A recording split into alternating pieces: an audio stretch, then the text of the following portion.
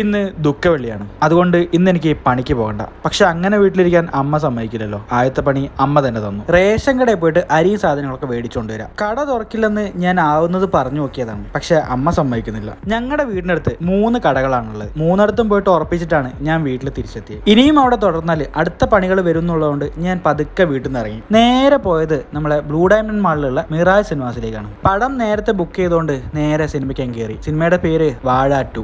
സിനിമയെ കുറിച്ച് പറയുന്നതിന് മുമ്പായിട്ട് ചെറിയൊരു കാര്യം പറഞ്ഞിട്ട് തുടങ്ങാം. ഇന്ന് മാളിലെത്തിയപ്പോൾ ചെറിയൊരു വർത്താനത്തിന് ശേഷമാണ് ഞാൻ സിനിമയ്ക്ക് കയറുന്നത്. സംഭവം എന്താണെന്ന് വെച്ചാൽ പാർക്കിങ്ങിനെ ചൊല്ലിയിട്ടായിരുന്നു. നമ്മൾ ഈ മാളുകളിലൊക്കെ പോയാൽ വണ്ടി പാർക്ക് ചെയ്യുമ്പോൾ അതിനെന്തിനാണ് പൈസ കൊടുക്കുന്നത്? കോർപ്പറേഷന്റെ മുനിസിപ്പാലിറ്റിന്റെ പരിധിയിലുള്ള ബിൽഡിങ്ങുകളാണെങ്കിൽ അതിന് പാർക്കിംഗ് സൗകര്യം അവർ തന്നെ ഒരുക്കി തരണമെന്നാണ് നിയമം. അതും ചൊല്ലിയിട്ടായിരുന്നു തർക്കം. ഒടുവിൽ മാളിന്റെ മാനേജ്മെന്റും ഒക്കെ ആയിട്ട് സംസാരിച്ചിട്ടാണ് ഞാൻ ഉള്ളിൽ കയറുന്നത്. അങ്ങനെ ഒരു നിയമം ഉണ്ടെന്ന് അത് വാദിക്കാൻ നിന്നാൽ നമുക്ക് തന്നെ അനുകൂലമായിട്ട് വരുന്നു അറിയുന്നത് കൊണ്ടായിരിക്കും അവരെന്നെ കയറ്റിവിട്ടത്. പിന്നെ നമ്മളെപ്പോലുള്ള സാധാരണക്കാർ അത് വാദിക്കാനോ കേസ് നടത്താനോ ഒന്നും പോകില്ല എന്നുള്ളതുകൊണ്ടാണ് ഇവർ ഈ അഹങ്കാരം കാണിക്കുന്നത്. അതൊക്കെ പോട്ടെ, ഇനി നമുക്ക് സിനിമയിലേക്ക് വന്നാലും. ഒരു ചെറിയ സ്കൂളിൽ നടക്കുന്ന കഥയും അത്യാവശ്യം നല്ല കോമഡികളൊക്കെ ആയിട്ട് സാധാരണ സിനിമ പോലെ തന്നെ ഈ സിനിമ അങ്ങ് തുടങ്ങി. നമ്മുടെ വാഴ 1 കണ്ടിട്ടുള്ളവർക്ക് മനസ്സിലാവുന്ന അതേ ടെംപ്ലേറ്റിലാണ് കഥ പോകുന്നത്. സോഷ്യൽ മീഡിയ തരംഗമായ ഹാഷിറിന്റെ ടീമിനെയും വെച്ചിട്ടാണ് ഈ സിനിമ മുന്നോട്ട് പോകുന്നത് നമുക്ക് എല്ലാവർക്കും അറിയാം. അതുപോലെ തന്നെ ശ്രദ്ധിക്കേണ്ട കാര്യമാണ് കുഡൂസ് മീഡിയയിലെ പയ്യന്മാരെ കുറിച്ചിട്ട്. അവന്മാരെല്ലാവരും കൂടി ചേർന്നിട്ട് ഒരു തിയേറ്റർ പൂരപ്പറമ്പാക്കുന്ന ഒരു ഐറ്റം ഒക്കെ ഈ സീനിലുണ്ട്. അങ്ങനെ ഒടുവിൽ നർമ്മത്തിലൂടെ തുടങ്ങിയ സിനിമ